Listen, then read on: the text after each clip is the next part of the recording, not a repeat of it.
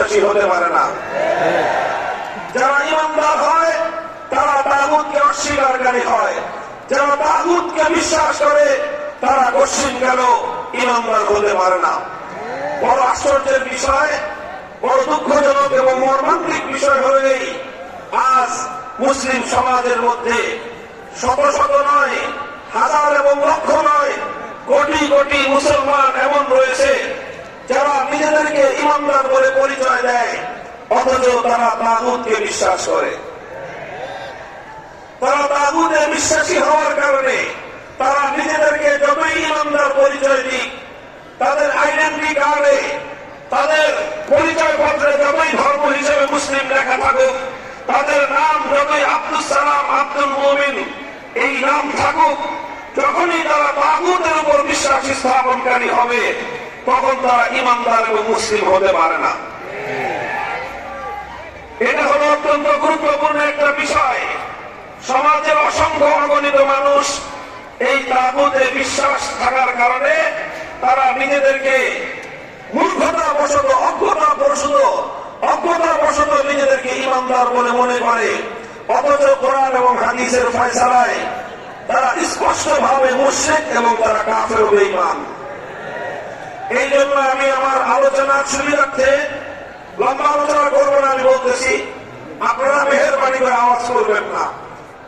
আমার আলোচনার সুবিধার্থে আমি প্রথমে আপনাদের কাছে তাগুতের পরিচয় তুলে ধরতেছি। তাগুত কাকে বলা হয়?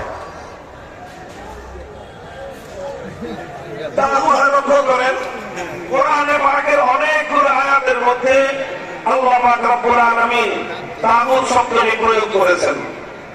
فَتَبَيَّنَ الرُّشْدُ مِنَ الْغَيِّ فَمَن يَكْفُرْ بِالطَّاغُوتِ وَيُؤْمِن بِاللَّهِ فَقَدِ اسْتَمْسَكَ بِالْعُرْوَةِ الْوُثْقَى। আল্লাহ বলেছেন যে তাগুতকে অস্বীকার করবে আর আল্লাহর উপর ঈমান আনবে, সে একটা শক্ত মজবুত হাতলকে ধারণ করলো। অন্য আয়াতে আমার আল্লাহ বলেছেন الذين آمنوا يقاتلون في سبيل الله والذين كفروا يقاتلون في سبيل الطاغوت। যারা ঈমানদার তারা লড়াই করে কার পথে? আল্লাহ। চিৎকার করে বলেন, যারা ঈমানদার তারা লড়াই করে কার পথে? আল্লাহ। والذين كفروا يقاتلون في سبيل الطاغوت। আর যারা কাফের এবং বেঈমান তারা লড়াই করে, সংগ্রাম করে, চেষ্টা করে তাগুতের পথে। অর্থাৎ সব জায়গায় আল্লাহর কোরআন ঈমান বিল্লাহকে এবং তাগুতকে কম্পিটিটিভ, অর্থাৎ একটি প্রতিদ্বন্দ্বিতামূলক শব্দ হিসেবে আল্লাহ প্রয়োগ করেছেন। আল্লাহর প্রতিপক্ষ হল তাগুত, তাগুতের প্রতিপক্ষই হলেন আমার আল্লাহ। সুতরাং দুই প্রতিপক্ষকে যেমন একসঙ্গে কেউ খুশি করতে পারে না, তদ্রূপ যদি কেউ তাগুতকে খুশি করতে চায়, কশিন গেল আল্লাহকে খুশি করতে পারবে না। যারা আল্লাহকে খুশি করতে চাইবে, যারা আল্লাহ সন্তুষ্টি হাসিল করতে চাইবে, যারা আল্লাহকে রাজি করতে চাইবে, তারা কশিন গেল তাগুতকে রাজি করতে পারবে না। কাজেই এই যে দ্বিমুখী একটা চরিত্র মানুষের মধ্যে আছে, যে আল্লাহ ভি রাজি রহে, শয়তান ভি নারাজ না হো, আল্লাহ সন্তুষ্ট থাকুক, শয়তানও যেন বেজার না হয়, এই ধরনের ধোঁকাবাজি আর মুনাফিকি নীতি পরিহার করতে হবে। আর এই মুনাফিকি নীতি মুসলমানদের মধ্যে সবচেয়ে বেশি প্রবিষ্ট আছে। মুসলিম জাতি এবং সমাজের মধ্যে সবচেয়ে বেশি মুনাফিকি নীতি কার্যকর আছে হলো মুসলমানরা তাগুতের পরিচয় জানে না। এই জন্য খুব সংক্ষিপ্ত ভাবে আমি আপনাদের সামনে তাগুতের পরিচয় তুলে ধরছি। আমি বলছি কোরআনে পাকের অনেকগুলো আয়াতের মধ্যে আল্লাহ পাক রব্বুল আলামিন তাগুতকে আল্লাহর প্রতিপক্ষ হিসেবে সাব্যস্ত করেছেন। এই জন্য কাদিমান ওয়া হাদিসান সাহাবায়ে কেরামের যুগ থেকে আজ পর্যন্ত যারাই পবিত্র কোরআন নিয়ে আলোচনা করেছেন, তাফসীর করেছেন, তারা সকলেই অত্যন্ত গুরুত্বের সঙ্গে তাগুতের পরিচয় তুলে ধরেছেন। এবং সেই সবগুলো কথা একত্রিত করলে তার সারাংশ যেটা দাঁড়ায় সেটা হলো তাগুতের পরিচয় বলা হয় আল্লাহকে বলা হয়। গায়রুল্লাহ মানে আল্লাহ ভিন্ন পৃথিবীতে যা আছে সবই কি বলেন? আপনার কথা বুঝতেছেন আমার? না শুধু স্লোগান দেওয়ার নামে আছেন? আরে ভাই, স্লোগান তো দিতে হবে, আগে কথাটা বুঝে তারপরে সবাই সেই কথার উপর স্লোগান আসবে। এই না বুঝে না শুনে স্লোগান দেওয়ার এই প্রবণতা, এটা আমি একেবারেই পছন্দ করি না। স্লোগান দিতে হবে, শুধু স্লোগান কেন, লড়তে হবে, করতে হবে, দিতে হবে, দিতে হবে। ইসলামের পথে আল্লাহ নবীকে রক্তে রঞ্জিত করে শাহাদাতের শিরে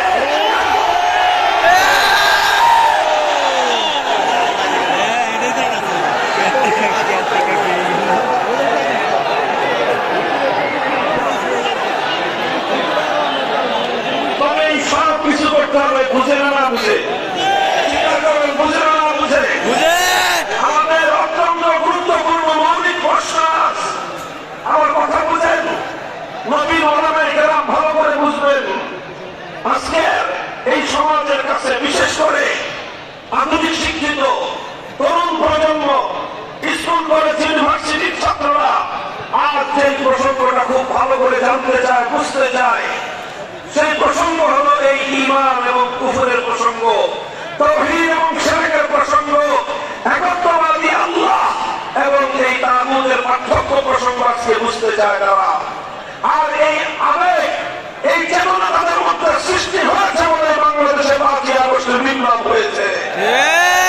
5ই আগস্টের বিপ্লব শুধু আলেম ওলামারা করে নাই, 5ই আগস্টের বিপ্লব শুধু কওমি মাদ্রাসার ছাত্ররা করে নাই, বরং 5ই আগস্টের বিপ্লব এদেশের কওমি, আলিয়া, স্কুল, কলেজ, ইউনিভার্সিটির সকল প্রজন্মের ছাত্র জনতা, ইয়াং জেনারেশন, তরুণ প্রজন্ম ঐক্যবদ্ধ হয়ে যে বিপ্লব করেছে, সেই বিপ্লবের অন্যতম চেতনা ছিল আল্লাহ জমিন থেকে সমস্ত তাগুতি শক্তির শেকড় সহ উপড়ে ফেলা।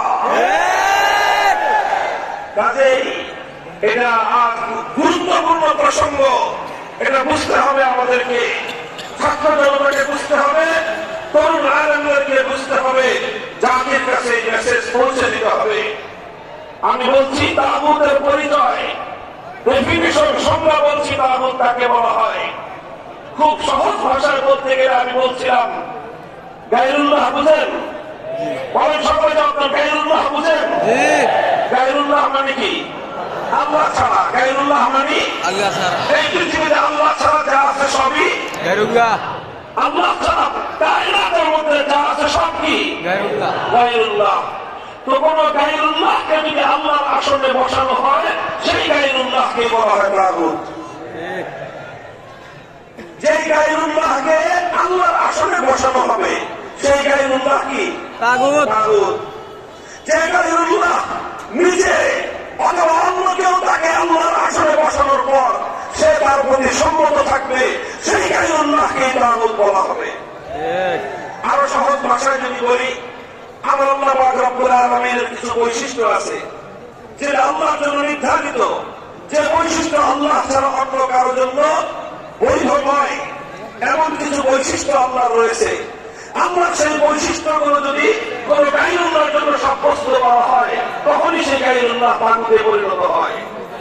যেরকম সহজ দৃষ্টান্ত দিলে আপনারা বুঝবেন, ইবাদতের একমাত্র মালিককে চিৎকার করবেন, একেবারে মাঝমাঠ ফিরে শেষ পর্যন্ত বলবেন, ইবাদতের একমাত্র মালিককে, ইবাদতের একমাত্র উপযুক্তকে। এখন যে ইবাদত একমাত্র আল্লাহর প্রাপ্য, সেই ইবাদত যদি আল্লাহ ছাড়া কোন গায়রুল্লাহকে দেওয়া হয়, তাহলে সেই গায়রুল্লাহ কি বলা হয় তাগুত। যেমন ইবাদত কেউ যদি আল্লাহকে না করে লাত, মানাত, উজ্জা, হুবল এই সমস্ত দেব দেবতাকে ইবাদত করে, তাহলে সেই দেব দেবতা গুলোকেই বলা হয় তাগুত। এটা ছিল সেই যুগের তাগুত। আর আজকের যুগে এই যে দুর্গা, সরস্বতী, কালী নামে যত মূর্তির পূজা মানুষ করে, এই প্রত্যেকটা মূর্তিকে মানুষ আল্লাহর আসনে বসায়। যে ইবাদত এক আল্লাহর উপযুক্ত ছিল, যে ইবাদত একমাত্র আল্লাহর জন্য নির্ধারিত ছিল, সেই ইবাদতকে আল্লাহর জন্য না করে দুর্গার জন্য করলো, কালীর জন্য করলো, সরস্বতীর জন্য করলো, নানা ধরনের মূর্তির জন্য করলো। সুতরাং এই মূর্তিগুলা যখনই মানুষ এই মূর্তির পূজা করে তখনই এই মূর্তিগুলো তাগুতে পরিণত হয়। এটা মানুষ বুঝে, এটা মুসলমানরা বুঝে যে আল্লাহ ছাড়া অন্য কোন গায়রুল্লাহর পূজা করা যাবে না। কেন? তাহলে একত্রবাদ থাকবে না। ইবাদতের উপযুক্ত একমাত্র কে? আল্লাহ। ইবাদত যেরকম একমাত্র আল্লাহ, আল্লাহই একমাত্র যেরকম ইবাদতের উপযুক্ত, আল্লাহই এই মহাবিশ্বের মধ্যে একমাত্র ইবাদত প্রাপ্য, ঠিক তদ্রুপ ইবাদতের মতো আল্লাহ পাকেরও আল্লাহর আরেকটা অনন্য বৈশিষ্ট্য রয়েছে যেটা আল্লাহর জন্য নির্ধারিত।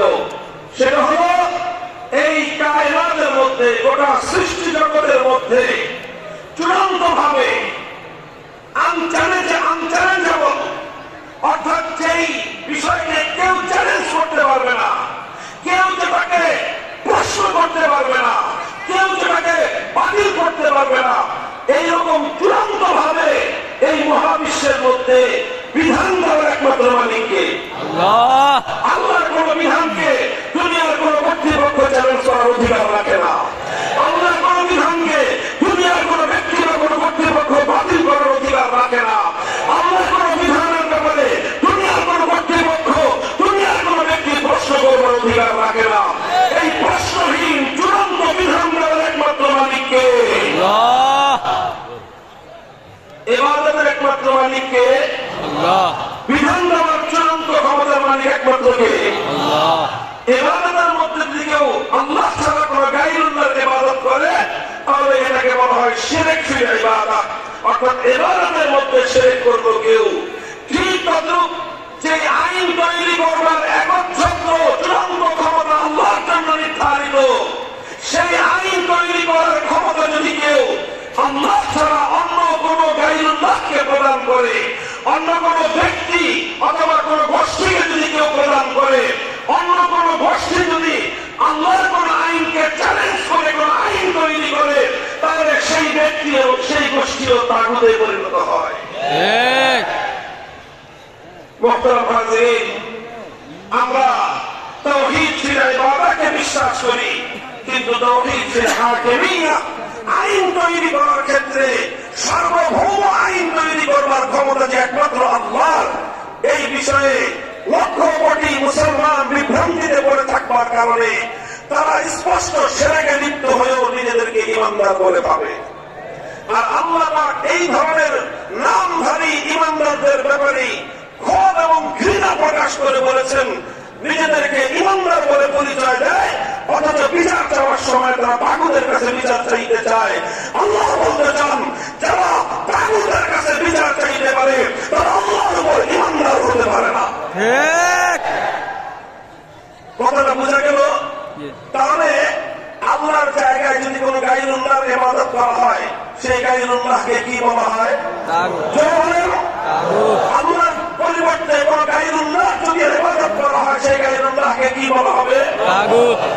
ঠিক তদ্রুপ আল্লাহর জায়গায় আল্লাহর কোন আইন, আল্লাহর কোন বিধানকে যদি কেউ পরিবর্তন করে, আল্লাহর বিধানকে চ্যালেঞ্জ করে, আল্লাহর বিধানকে বাতিল করে কোন ব্যক্তি, কোন গোষ্ঠী যদি কোন আইন প্রণয়ন করে, সেই ব্যক্তি এবং সেই গোষ্ঠীকে কি বলা হবে? তাগুত। হতে পারে সেই ব্যক্তি কোন রাষ্ট্রের রাষ্ট্রপতি, যে রাষ্ট্রপতি আল্লাহর আইনের বিরুদ্ধে আইন করবে, সেই রাষ্ট্রপতিকে বলা হয় তাগুত। যেই প্রধানমন্ত্রী আল্লাহর কোন আইনকে চ্যালেঞ্জ করবে, সেই প্রধানমন্ত্রীকে বলা হয় তাগুত।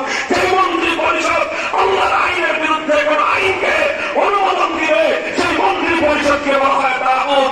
যেই বিচারপতি, যেই বিচারপতি, যেই বিচারালয় আল্লাহর আইনের বিরুদ্ধে কোন আইনকে অনুমোদন দিবে, বৈধতা দিবে, সেই বিচারপতি এবং বিচারালয়কে বলা হবে তাগুত। যেই সংসদ অথবা যেই আইন পরিষদ আল্লাহর আইনের বিরুদ্ধে কোন আইন পাস করবে, গোটা সেই সংসদকেই বলা হয় তাগুত।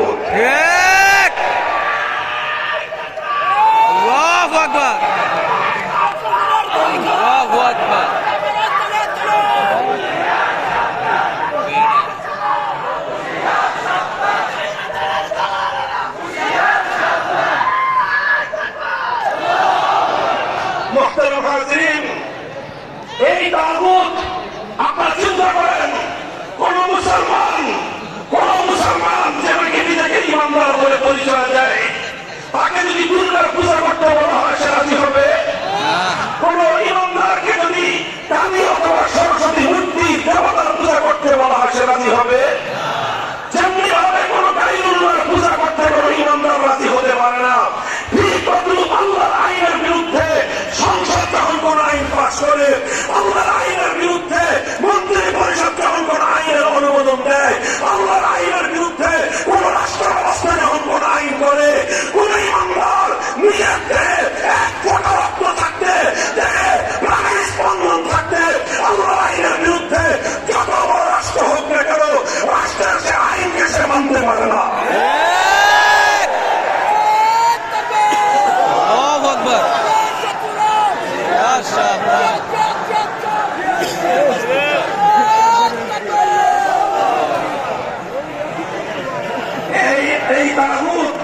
এই তাগুতি ব্যবস্থা তথা আল্লাহর এই পৃথিবীতে, আল্লাহর সৃষ্টি জগতের মধ্যে, আল্লাহর মাখলুকাতের উপর গায়রুল্লাহর আইন চাপিয়ে দেওয়া, এটাই হলো এই পৃথিবীর মানুষের উপর